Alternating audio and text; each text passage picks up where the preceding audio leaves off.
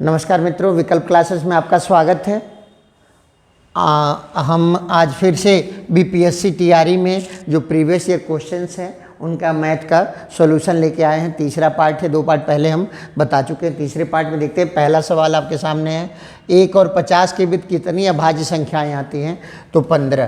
तो एक देखिए, याद करने का विषय है, 1 से 50 के बीच में 15 अभाज्य संख्याएं आती हैं, 1 से 100 के बीच में 25 अभाज्य संख्याएं आती हैं और 1 से 1000 के बीच में 168 अभाज्य संख्याएं आती हैं। ये इंपॉर्टेंट करके आपको क्या कर लेना है, याद कर लेना है। और कोई तरीका नहीं, गिनने का टाइम नहीं रहेगा, क्योंकि परीक्षा क्या है, केवल टाइम मैनेजमेंट है। नॉलेज सबके पास है, पढ़ सब लोग रहे हैं। जो टाइम मैनेज कर लेगा वो परीक्षा पास होगा। तो ध्यान रखिएगा, 1 से 50 तक 15 अभाज्य संख्याएं, 1 से 100 तक 25 और 1 से 1000 तक 168 अभाज्य संख्याएं होती हैं। ठीक है ना। अगला सवाल देखते हैं। 4 बहनों की औसत आयु 7 वर्ष है, तो चारों बहनों की कुल आयु क्या हो जाएगी? 7 × 4 28 वर्ष। माता की आयु जोड़ देते हैं तो औसत आयु 6 वर्ष बढ़ जाती है। तो 7 थी, 6 वर्ष बढ़ेगी तो क्या हो जाएगी? 13। और 4 आदमी था, एगो बढ़ गया तो कितना हो जाएगा? 5। 13 × 25 = 65। तो माता की उम्र कितनी होगी? बहनों की उम्र वो माता के मतलब कुल उम्र से घटा दीजिए, तो बहनों माता की उम्र क्या आ जाएगी? 37 वर्ष। क्या हो जाएगा साहब? 37 वर्ष हो जाएगा। क्या हो जाएगा? 37 वर्ष। और ये गिनती से गणित है। हमने तो आपसे पहले ही कहा था कि किससे गणित है? गिनती से। ऐसे देखिए, 4 बहनों की आयु 7, औसत आयु 7 वर्ष है, तो टोटल आयु 7 को 28। यदि माँ की आयु जोड़ देते हैं तो औसत आयु 6 वर्ष होती है, तो 7 बढ़ जाती है, तो 7 और 6 13। और कितने लोग हो जाएंगे? 4 और 1 माता 5, 13 × 25 = 65। तो माता कितने साल की है? 37 साल की है। ठीक है ना। अगला देखते हैं। एकल बट्टा या डिस्काउंट बताइए जो 20% और 10% के 2 क्रमागत बट्टों के समतुल्य हो। तो इसमें सबसे अच्छा तरीका है क्या मान लीजिए? 100% मान लीजिए। क्या मान लीजिए? 100% मानिए। 100 मानिए, 100 मान के लगा लीजिए। तो ये देखिए, माना मैंने 100, पहली बार डिस्काउंट दिया कितने परसेंट का? 20% का। तो सामान कितने का हो गया? 80 रुपये का। आसानी समझ में आ गया। फिर इस 80 पर 10% डिस्काउंट देंगे। 80 का कितना परसेंट डिस्काउंट देंगे? 10% डिस्काउंट देंगे। तो ये डिस्काउंट कितना हो जाएगा? 8। तो टोटल डिस्काउंट क्या हो गया? 20 + 8, ये क्या हो गया साहब? 28। मुँह ज़बानी में लगा सकता हूँ। क्या होगा? मैंने माना 100 का 20% डिस्काउंट किया 80 का 10% डिस्काउंट किया 8, तो 20 × 8 = 28। कितने परसेंट का डिस्काउंट हो गया? 28% का। किसी सूत्र की आवश्यकता नहीं है। एक निश्चित प्रयोग में जीवाणुओं की संख्या 2.5% प्रति घंटा की दर से बढ़ रही है। प्रारंभ में संख्या इतनी है, तो 2 घंटे के बाद क्या होगी? तो जानते हैं, चक्रवृद्धि ब्याज का सवाल है। किसका सवाल है? चक्रवृद्धि ब्याज का। तो सीधा सीधा मुझे रखना है, सूत्र क्या होता है मिश्र धन का? तो 512 3 बार और गुणे 1 प्लस दर क्या है? 2.5/100। वर्ष क्या है? 2 घंटा है मतलब। ठीक है ना। अब हमारा उत्तर हो जाएगा 512 गुणे 102.5 गुणे 102.5 और पूरे का बटा 100 गुणे 100। ठीक है ना। इसे हल करेंगे तो हल करने का एक रास्ता है कि गुणा कर दीजिए, और एक रास्ता है कि डिजिटल सम लगा दीजिए। क्या लगाइए साहब? डिजिटल सम।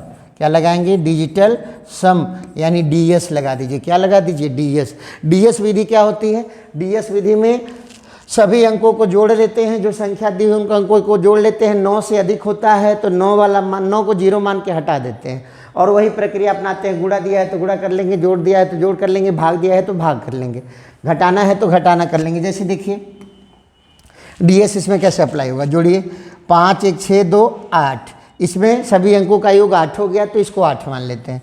गुणे 5 2 7 1 8, ये भी 8 हो गया, और गुणे 5 2 7 1 8।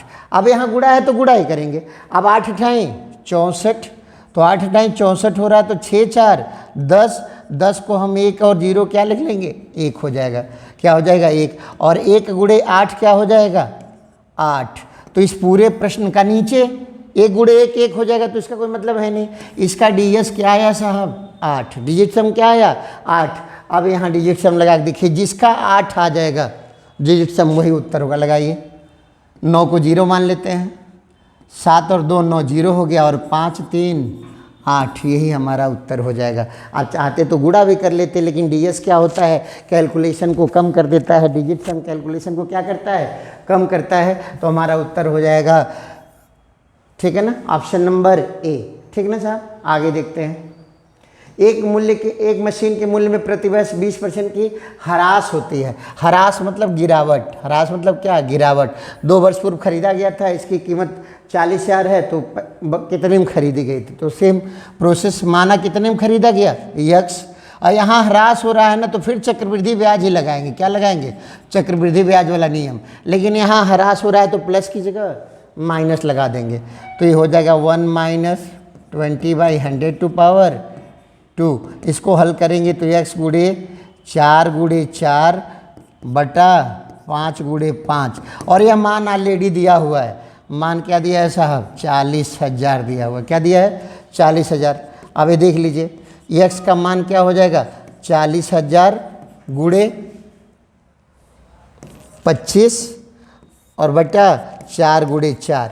अब ये 4 4 से कैंसिल हो जाएगा, ठीक है ना, और पूरा हो जाएगा 25, 4 बार 0 और बटा 4। ये मैं हल करूँगा तो 6 चौको 24, 6 दूनी 8, 6 पच्चे, सॉरी 4 6 के 24, 4 दूनी 8 और 4 पच्चे 20, यानी 62,500। तो उत्तर मेरा क्या हो जाएगा, 62,500 हो जाएगा। ठीक है सर, आगे देखते हैं। सुशील ने एक वर्ष में 6 लाख रुपया कमाया। पहले महीने के बाद हर महीने उसने पिछले महीने की तुलना में 1,500 रुपया अधिक कमाया। तो इसको जानते हैं, ए समांतर श्रेणी का सवाल है। किसका सवाल है, समांतर श्रेणी का सवाल है। लेकिन हम लोग लगाएंगे कैसे, हम लोग लगाएंगे गिनती से गणित। हमें क्या करना है, गिनती से गणित करनी है। तो देखिए, जितना कमाया है सीधे सीधे उसको भाग दे दीजिए। किससे भाग दे दीजिए, 12 महीने कमाए ना, तो 12 से भाग दीजिए। तो हमारा मामला कितना बन गया, 50,000।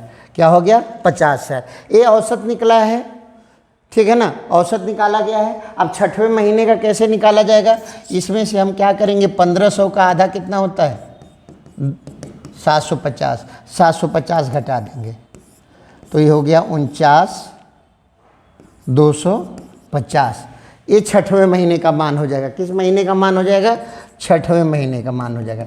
और 5 बार घटा दीजिए, 15 पच्चे 7500 घटा दीजिए। क्या करेंगे, 7500 घटाइए, देखिए, ठीक है ना। इसको जब घटाएंगे तो इसका मान क्या आ जाएगा, 41,750 आ जाएगा। क्या आ जाएगा, 41,750 आएगा। कितना आ जाएगा साहब, 41,750 आ जाएगा। और यही हमारा मान होगा। अगर आप विधि से भी लगाएंगे तो मान क्या मिलेगा, 41,750 मिलेगा। आगे देखते हैं सर।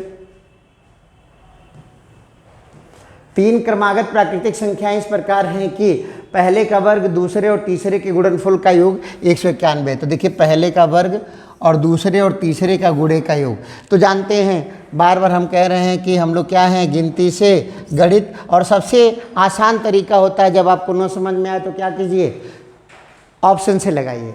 तो कह रहा है पहले का वर्ग, पहला ऑप्शन चेक करते हैं हम, पहले का वर्ग, तो इसका इकाई अंक क्या हो जाएगा, 81, और मतलब 9 का वर्ग 81, और दूसरे और तीसरे का गुणनफल तो 10 और 11 का गुणा 110।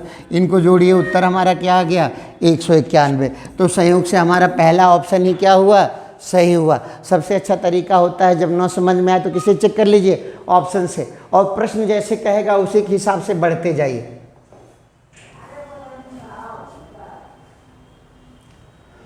प्रत्येक धनात्मक पूर्णांक संख्या n के लिए अपवर्त मतलब गुणा, अपवर्त मतलब क्या होता है, गुणा।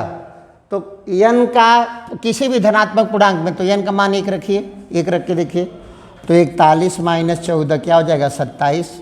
तो किससे कटेगा, 27 से कटेगा। बीजगणित का सबसे सिंपल फार्मूला है, उसको किस में कन्वर्ट कर दीजिए, अंक गणित में कन्वर्ट कर दीजिए। किस में कर दीजिए, अंक गणित में कन्वर्ट कर दीजिए। चलिए साहब अगला।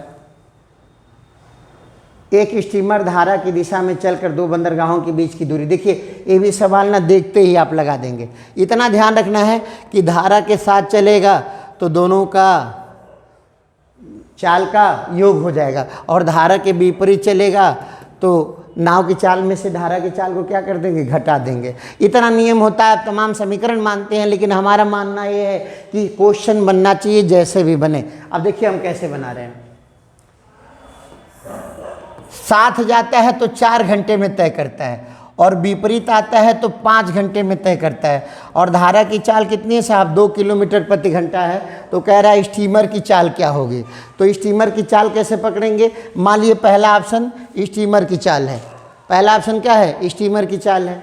तो 18 अगर स्टीमर की चाल है तो 7 जाएगा, तो 18 प्लस, पहला ऑप्शन चेक करते हैं, 18 प्लस 2, और विपरीत आएगा तो 18 माइनस 2।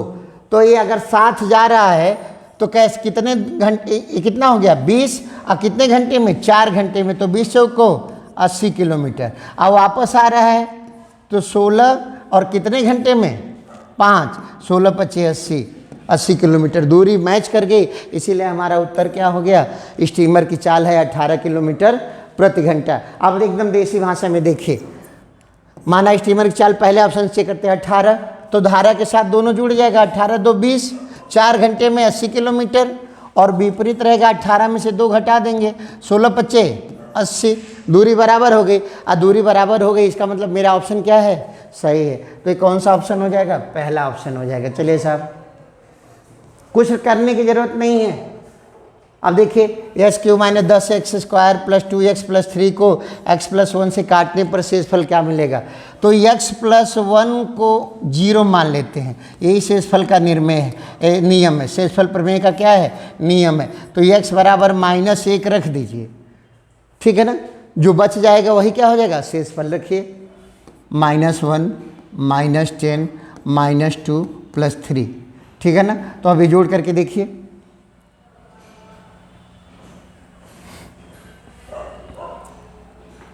जोड़िए 10 10 1 11 -2 -13 + 3, तो ये हो जाएगा -10। तो हमारा उत्तर क्या हो जाएगा, -10 हो जाएगा। ये सबसे सरल होता है। x+1 से भाग देना था तो x+1 बराबर क्या मान लेंगे, 0 मान लेंगे। यही शेषफल प्रमेय होता है। और अगर जितना बच जाएगा वही शेषफल होगा। अगर 0 बच जाता तो इसका मतलब होता है कि ये काट देगा, ये क्या करेगा, काट देगा, ठीक है ना। आगे देखते हैं। 2 वर्ष पहले ए की आयु वर्षों में के व्युत्क्रम, और अब से 2 वर्ष बाद उसकी आयु के व्युत्क्रम का योग 2/3 है। तो ए की वर्तमान आयु क्या है। देखिए थोड़ा सा टिपिकल लग रहा है। फिर आप विधि में जाएंगे, विधि में नहीं जाना है। जो प्रश्न बिल्कुल ना समझ में आए, जो प्रश्न बिल्कुल ना समझ में आए उसमें हमको क्या करना है, ऑप्शन से लगाना है। अब ऑप्शन नंबर ए पकड़िए, कह रहा है कि ए की वर्तमान आयु मान लीजिए 4 है, तो 2 वर्ष पहले ए की आयु क्या रही होगी, अगर ये ऑप्शन सही होगा तो 2। और कह रहा है आपसे 2 वर्ष बाद, तो इसके 2 वर्ष बाद इसकी आयु क्या हो जाएगी, 6। और कह रहा है इनके व्युत्क्रमों का, तो व्युत्क्रम मतलब होता है उल्टा, तो 2 का उल्टा 1/2 और 6 का उल्टा 1/6। इनको जोड़िए, 1/2 और 1/6, तो 2 तिहाई 6 समहर करेंगे और बटा हो जाएगा 6, 4/6 यानी 2/3। देखिए हमारे प्रश्न को फुलफिल कर रहा है कि नहीं कर रहा है, तो क्या कर रहा है, कर रहा है। इसका मतलब हमारा उत्तर क्या होगा, पहला होगा 4 वर्ष। क्या हो जाएगा, 4 वर्ष हो जाएगा, ठीक है सर। आगे देखते हैं। सबसे आसान सवाल, लौसा मौसा तो कहीं भी गड़बड़ नहीं होना है। 2 संख्याएं 21 और 10 के अनुपात में है, उनका मौसा 11 है, तो संख्याओं का योग क्या होगा। तो संख्याओं का योग, पहली संख्या 21 से कट रही है, दूसरी 10 से कट रही है। मैंने आपको बताया था कि यदि ए धन बी ए संबंधी बी बराबर है, कई संबंधित 10 हो, तो ए किससे कटेगा, 21 से, बी किससे, 10 से। तो ए और धन बी किससे कटेगा, 31 से, और ए ऋण बी किससे कटेगा, 11 से। तो यहाँ दोनों का योग कह रहा है, तो योग किससे कटेगा साहब, 31 से। हमारा प्रश्न यही था कि 31 से काट लीजिए। क्या था, 31 से काट लीजिए। 31 से काटिए, 31 से काटेंगे, ये नहीं कटेगा, ठीक है ना। 31 से काटेंगे, ये भी नहीं कटेगा। 31 से काटिए, कट जाएगा। 31 का नाम 31 और 31 का नाम 31, तो ऑप्शन नंबर क्या हो जाएगा, सी। ये लौसो मौसो का सवाल ही नहीं है, क्या है, गिनती से गणित का सवाल है। आगे देखते हैं। ये देखिए, ये भी बहुत सरल सवाल। जब प्रतिशत का मामला हो, दिया ना हो तो 100 मान लीजिए। कह रहा है स्मार्टफोन को P रुपये में बेचने पर 10% का लाभ होता है। तो मान लीजिए हमने खरीदा कितने था, 100 में, P में बेचा तो कितने का लाभ हुआ, 10% का। तो कितना हो गया P का मान, 110। P का मान क्या हो गया, P का मान 10% अधिक हो रहा है, तो 100 + 100 का 10%, यानी P का मान क्या हो गया, 110। और कह रहा है कि Q में बेचेंगे तो 4% की हानि होगी, यानी अगर खरीदते 100 में और Q में बेचते तो 4% की हानि, मतलब क्या, 96। तो P और Q का अनुपात क्या होगा, P हो जाएगा 110 और Q हो जाएगा 96। ठीक है ना। तो ऑप्शन नंबर ए। और यहाँ चालबाजी किया है बिहार वाले ने कि दो ऑप्शन बनाया है, तो 110 का आधा 55 और 96 का आधा 48। तो यहाँ एक से अधिक ऑप्शन सही होंगे, पहला और तीसरा। तो एक से अधिक, यानी ऑप्शन नंबर कौन सा सही होगा, डी हो जाएगा। कौन सा हो जाएगा, डी हो जाएगा। ठीक है ना। आगे देखते हैं, ये सबसे आसान सवाल है, ये रीजनिंग भी है, मैथ भी है। देखिएगा, एक व्यक्ति अंडों को इस प्रकार टोकरी में रखता है कि प्रत्येक क्रमिक दिन पर अंडे दुगने हो जाते हैं। पहले से टोकरी में मौजूद, एक व्यक्ति अंडों को इस प्रकार टोकरी में रखता है कि, इस प्रकार टोकरी में रखता है कि प्रत्येक क्रमिक दिन पर रखे जाने वाले अंडों की संख्या पहले से टोकरी मौजूद अंडों की संख्या के बराबर हो जाती है। इस प्रकार 24 दिन में टोकरी पूरी भर जाती है। टोकरी क्या हो जाती है, 24 दिन में टोकरी भर जा रही है। ठीक है ना। तो कितने दिनों में टोकरी 1/4 भरी थी, कितने दिनों में टोकरी 1/4, तो कह रहा है कि टोकरी कितने दिन में चौथाई भरी। तो देखिए साहब, 24 दिन में पूरी, तो 23 दिन में आधी, और 22 दिन में आधी की आधी, यानी चौथाई। आधी की आधी क्या होगा, चौथाई। तो कितने दिन में चौथाई भरी थी, 22 दिन में चौथाई भरी थी। ठीक है ना। आगे देखते हैं, यदि समीकरण के मूलों का गुणनफल 3 हो, तो मूलों का गुणनफल जानते हैं क्या होता है, C/A। क्या होता है, C/A होता है। तो C क्या है आपका, K + 8 जो अचर होता है। A क्या है, तो 3K। A बराबर दिया हुआ है आपका मान 3, इसी को हल कर लेना है। ठीक है ना। अब इसको हल कीजिए, K + 8 बराबर 3K, 9K, क्या हो गया, 9K। इसलिए K बराबर क्या हो जाएगा, 1। K का मान क्या हो जाएगा, ये मूलों का योग और मूलों का गुणनफल जो सूत्र होता है उसी के आधार पर होता है। मूलों का ये क्या होता है, मूलों का जो गुणनफल होता है वो C/A हो जाता है। ठीक है ना। अगला देखते हैं, सबसे अच्छा सवाल ये देखिए, लॉग का दिया है। तो लॉग का सवाल लॉग का होता ही नहीं है, क्योंकि लॉग टेबल आपको मिलती नहीं है, कहीं ना कहीं कट जाएगा। अब यहाँ देखिए, जब हम 10 पर 2 घात को 100 लिख रहे हैं, तो इसको हम जब लॉग में लिखते हैं तो ऐसे लिखते हैं, देखिएगा, log 100 बेस 10 बराबर 2। log 100 बेस 10 बराबर 2। तो इसी को ना इसी फार्मूले पे सेट बैठा दीजिए। तो अगर मैं इसको इस तरह से लिख सकता हूँ तो इसको भी तो उल्टा करके लिख सकता हूँ। तो सेम पैटर्न यही हो जाएगा, log 32 बेस √2 बराबर क्या होगा, यानी 2 का कितना घात, कर्ण में 2 का कितना घात 32 होगा। यही हमारा सवाल हो गया। तो इसको सही से लिखेंगे तो ये हो जाएगा, कर्ण में 2 का कितना घात बराबर 32। तो हम जानते हैं 32 बराबर 2 पर 5 घात, क्या हो जाता है, 2 पर 5 घात।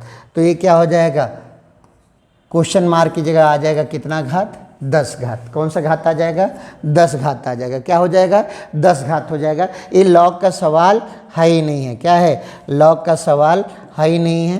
सीधे सीधे इसी तरह से रख के लॉग को टैली कर लेते हैं। लॉग कभी भी आएगा तो ये फार्मूला हमारा याद रखिएगा, इसी तरह से चेंज कर लेंगे।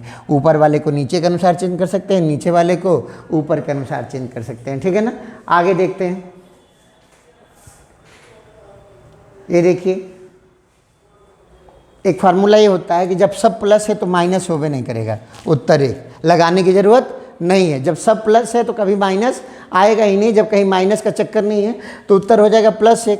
और नहीं तो क्या है, इसको अगर विधि से लगाना चाहते हैं तो देखिए कैसे लगेगा, स्क्वायर कर लीजिए। 1 × 27 / 169 बराबर 1 धन x बटा 13 का स्क्वायर, ठीक है ना। अब लगाइए 169 और 27, तो 169 धन 27 बटा 169 बराबर 1 धन x का होल स्क्वायर बटा 169, 169 169 कैंसिल हो जाएगा। अब ये हो गया आपका 9 7 16 और 6 2 8 1 9 और 1, और ये बराबर हो गया 1 धन x का होल स्क्वायर। क्या हो गया, क्या हो गया, होल स्क्वायर। अब यहाँ ध्यान से देखेंगे तो ये 14 का वर्ग है। किसका वर्ग है, 14 का, ठीक है ना। तो मान क्या आना चाहिए, x का मान क्या आना चाहिए, 14 आना चाहिए। क्या सॉरी, x मान क्या आना चाहिए, रुकने का मतलब। तो हमने ये देखा कि मान लीजिए हो जा रहा है 196 बटा 169, इसका जब हम वर्गमूल लेंगे इस पूरे का, तो ये प्लस माइनस 14 बटा 13 आएगा, क्योंकि दो आंसर वाला चक्कर आ रहा है। और 1 प्लस यानी 13 प्लस x बटा 13 आएगा। तो ये 13 13 क्या हो जाएगा, कैंसिल हो जाएगा। अगर ये प्लस लेंगे, अगर यहाँ प्लस लेते हैं तो x का मान हो जाएगा 1, अगर यहाँ माइनस लेते हैं तो x का मान हो जाएगा 27। तो इसका पहला ऑप्शन होगा और तीसरा ऑप्शन हो जाएगा, यानी इनमें से एक से अधिक, इनमें से एक से अधिक मान हो जाएगा, ठीक है ना। आगे देखते हैं।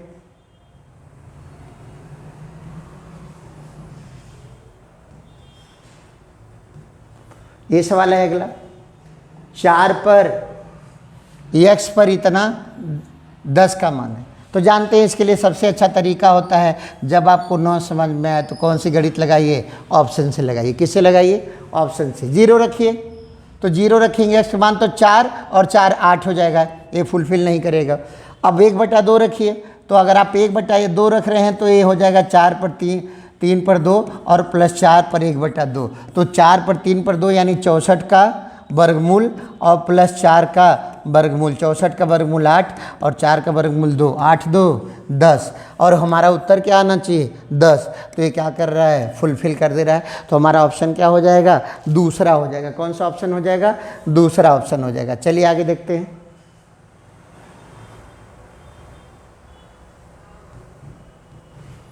बीजगणित कभी भी आए, ये सवाल देखिए, यदि ए धन बी धन सी बराबर 0 हो तो इसका मान क्या होगा।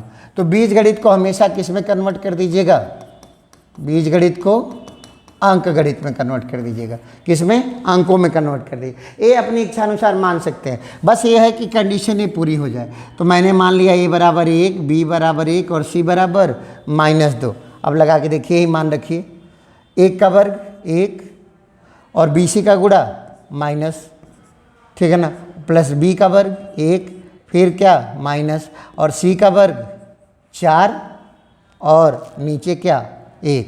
अब ये अब हो गया आपका 4 और -1, उत्तर क्या हो गया 3। उत्तर क्या हो गया 3। कौन सा उत्तर हो जाएगा, 3 हो जाएगा। अगर आप इस तरह से नहीं लगाते हैं, अगर आपको लगता है कठिन है, तो इसके लिए आपको प्रमेय याद रखना पड़ेगा कि यदि ए धन बी धन सी बराबर 0 हो तो A cube plus B cube plus C cube बराबर 3ABC होता है, ठीक है ना। और नहीं तो सबसे अच्छा यह है कि क्या कीजिए, बीजगणित को किस में कन्वर्ट कर दीजिए, अंक गणित में। ABC को क्या मान लीजिए, ऐसा अंक मानिए कि इनका योग क्या हो जाए 0, वही मान करके लगा लीजिए, ठीक है ना। आगे देखते हैं। 2 अंकों की एक संख्या के अंकों का गुणनफल 36 है। देखिए, ये भी ऑप्शन से है, सीधा सीधा अंकों का गुणनफल क्या होना चाहिए 36। यदि संख्या में से 45 घटाई दिया तो संख्या बदल जाती है, तो 9 चौको 36, ठीक है ना। अब ये कह रहा है संख्या में से 45 घटा दीजिए 4, तो कहाँ बदला, इसका मतलब ये ऑप्शन नहीं होगा। इनका तो गुणा 21 है, ये होबे नहीं करेगा। इनका गुणा 32 है, ये भी नहीं होगा। तो इनमें से कोई नहीं, क्या होगा, इनमें से कोई नहीं हो जाएगा। हमें कुछ मानने की ज़रूरत नहीं है, सीधा सीधा एक बार और देख लीजिएगा कि जैसे क्या होता है, गुणा 36 है और घटाने पर 45 घटा दे तो अंक बदल जाए, तो 9 चौको 36, 7 त्रिके 21, 8 चौको 32, तो ये दोनों तो खत्म हो गए। यहाँ 36 आ रहा है, लेकिन अगर इसमें से 45 घटा दे रहे हैं तो 0 4 आ रहा है, और कह रहा है अंक आपस में क्या होने चाहिए, बदल जाने चाहिए। तो ये क्या है, उत्तर नहीं होगा, यानी इनमें से कोई नहीं होगा। कुछ और मानने की ज़रूरत नहीं है। सबसे सरल गणित यही है कि जब कुछ भी ना समझ में आए तो ऑप्शन उठाइए और जैसे जैसे प्रश्न कह रहा है वैसे करते जाइए। अगला देखते हैं, ये सबसे आसान सवाल है। जब बराबर में दशमलव दिया हुआ है तो कोई मतलब नहीं है, सब कैंसिल, इसका कोई मतलब नहीं है। अब ये बताइए वर्गमूल कैसे निकालते हैं? दाहिने से 2 2 का जोड़ा बना करके। तो ये 3 तियाँ 9 और 50 25, ऊपर 35 और 7 7 49, ठीक है ना। तो ये क्या उत्तर होगा? ऊपर 3 रहेगा, नीचे 7 रहेगा, कैंसिल कैंसिल। उत्तर क्या है? 35/73। यहाँ क्या हो जाएगा? 73 हो जाएगा। हमें लगाने की ज़रूरत नहीं है, केवल हमको ये ध्यान देना था इसके पास 3, इसके पास 7, तो 3 7 किसमें किसमें है? इसमें नहीं है, इसमें नहीं है, केवल इसमें है। देखते ही हम उत्तर मार देंगे। आगे देखते हैं। देखिए ये लास्ट सवाल है, कह रहा है इसका 5वां मूल, यानी 5 पर 1 निकलेगा। तो देखिए साहब, यहाँ x पर 10 है तो x का 5 पर 1 तो 10 पर 2, y पर 5 है तो y पर 1 और z पर 2। तो पहले इसको भी मिलान कर लीजिए। x पर 3 दे दिया है, गलत हो गया, ये y जो, चलिए ठीक है। अब यहाँ इसका जो है ये 25 से 125 दिया है, 5 को 5 बार करेंगे तो ये वाला उत्तर आएगा। कौन सा आएगा? 31 35 25 आ जाएगा। तो उत्तर कौन सा हो जाएगा? पहला हो जाएगा। उत्तर कौन सा होगा? पहला, ठीक है ना। इसे कुछ लगाने की ज़रूरत नहीं थी। कैसे? 50 25 25 125 25 625 25 3125, ठीक है ना। ये सभी प्रश्न हो गए, ठीक है ना। कहीं कन्फ्यूजन हो तो आप कमेंट करके पूछ सकते हैं। मिलते हैं नेक्स्ट वीडियो में। धन्यवाद।